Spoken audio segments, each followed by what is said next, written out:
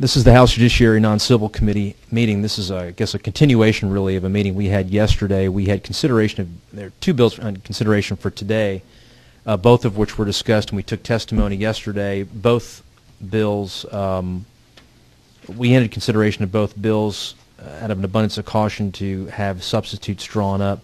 Let me go ahead and call on Representative Pack to speak to the substitute on House Bill 940.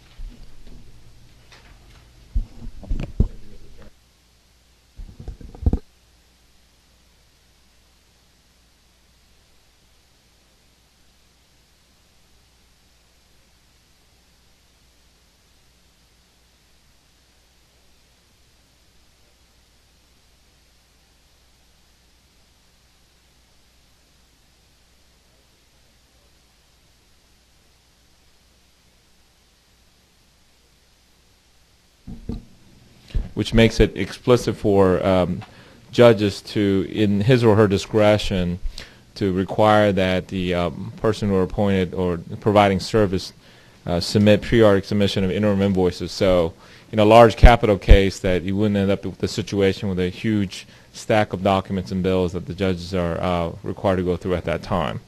I believe they're okay with the language, they're satisfied with that language, and with that, I'll be happy to answer any questions. And we're looking at LC 256044S. Yes, sir.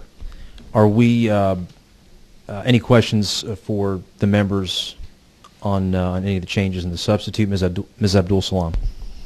Thank you, Mr. Chairman. Just a point of clarification, Representative. Upon submission of the interim invoices, will the attorneys expect to be paid at that time? After they receive approval, they could submit those invoices, yes. They can get paid based on the interim. Thank you. I see no further questions. What's the pleasure of the committee? Mr. Ramsey. I move due pass House Bill 940, LC 256044S, the committee substitute to House Bill 940, I should say. Mr. Ramsey moves due pass of HB 940 LC 256044S, second by Ms. Abdul Salam. Are there any amendments? Seeing none, any further discussion? Seeing none, all in favor of the gentleman's motion signify by saying aye. Aye. Opposed? The ayes have it, and the motion is adopted. Thank you, Mr. Pack. Thank you. We also postponed consideration of House Bill 1114 by Representative Setzler for many of the same reasons, just to go ahead and consider some language that grew out of yesterday's testimony.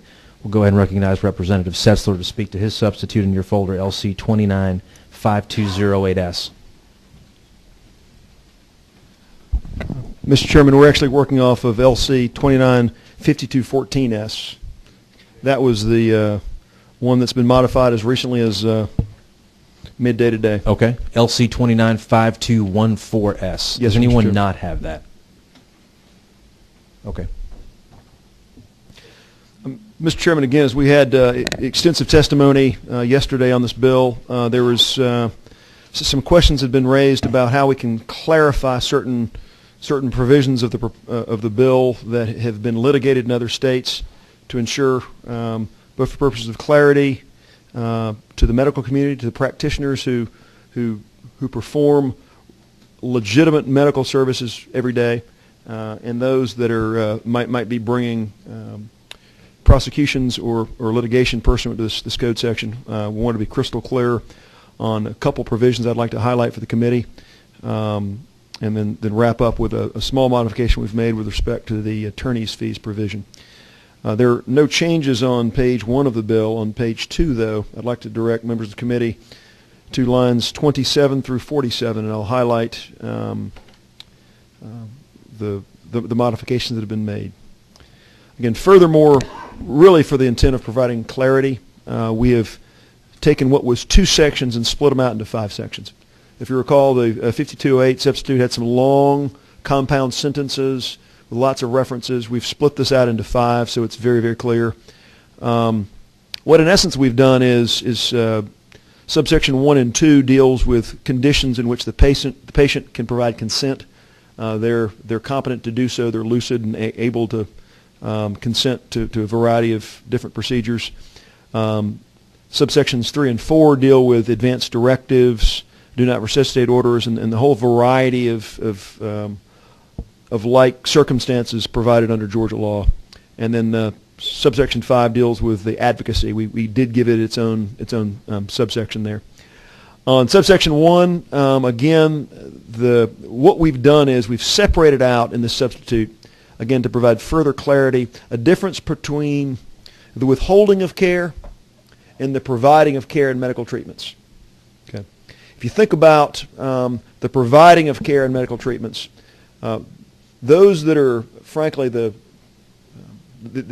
offenders, the potential offenders that we're looking to address in this bill, they effectuate assisted suicide by doing things.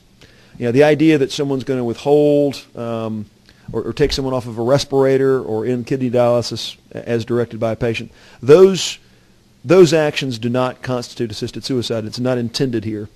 So what in essence we've done in the substitute is we've kept the protections of the element that requires any, again, subject to a patient's consent, any person that prescribes, dispenses, administers medications, or performs medical procedures, if those actions are intended to relieve pain or discomfort and are not calculated to cause their death, then it's an allowable activity. And again, that really encompasses the wide range of medical procedures that are provided to people. In the context of withholding care, however, in subsection 2, any person discontinuing, withholding, withdrawing medications or medical procedures, the idea of withholding artificial means of keeping someone alive, pursuant to the patient's consent, can't be subject to the other narrowing exclusions.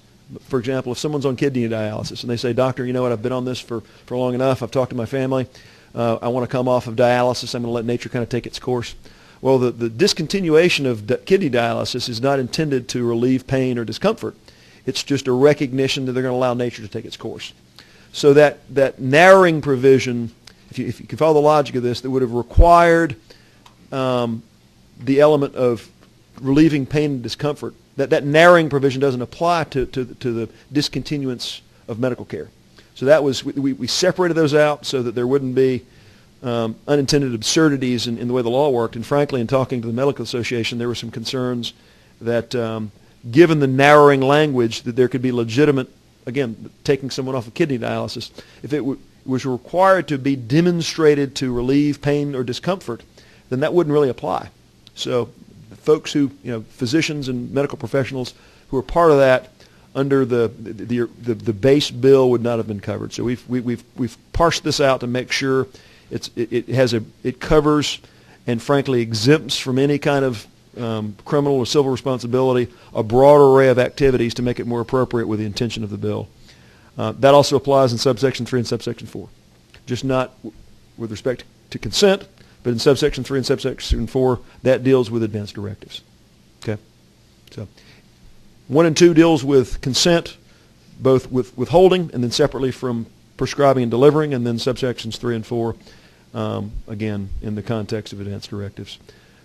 Subsection 5, any person advocating on behalf of a patient or in accordance with this subsection, again, that's a broad exemption for advocacy. I think that's what the advocate community wanted, and is consistent with family members being able to advocate on behalf of, as well as professionals who, in the role of ombudsman and otherwise, do it as a matter of their professional responsibilities. The only other change you see is on line 59 with respect to attorney's fees. Again, the Medical Association raised some concerns about offers of settlement, that if there's a designation that attorney's fees shall be awarded, then that could create some disincentives to settle in cases where settlement made sense. So we made the court may award, and our litigators who we talked to and helping craft that provision feel that provides some guidance to the courts. It opens that question and it allows attorney's fees to be available in reasonable cases, but doesn't mandate that any plaintiff's attorney that happens to win even a small judgment could have any amount of legal fees paid for. We felt like that was more appropriate. And Mr. Chairman, those are frankly the changes, and I'd be subject to questions from the committee. Questions for the author about the changes?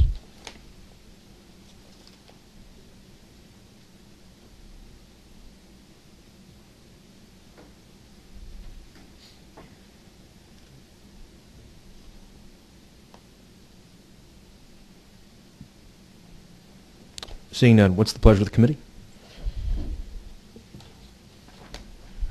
Mr. Ramsey. Mr. Chairman, I move do pass the substitute to House Bill 1114, which is LC 295214S. Mr. Ramsey moves due pass of HB 1114 LC 295214S. Is there a second? Second. Second by Mr. Atwood. Are there any amendments? Seeing none, any further discussion? Seeing none, all in favor of the gentleman's motion signify by saying aye. Aye. Opposed? Nay. Let me ask all in favor, please raise your right hand or your left hand. Opposed? And the motion's adopted. Let me tell committee members that we will have a full committee meeting tomorrow upon adjournment.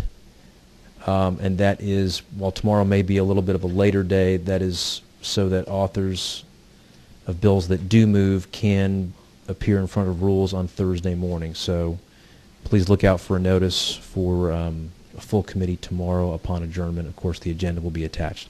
And we're adjourned. Thank you.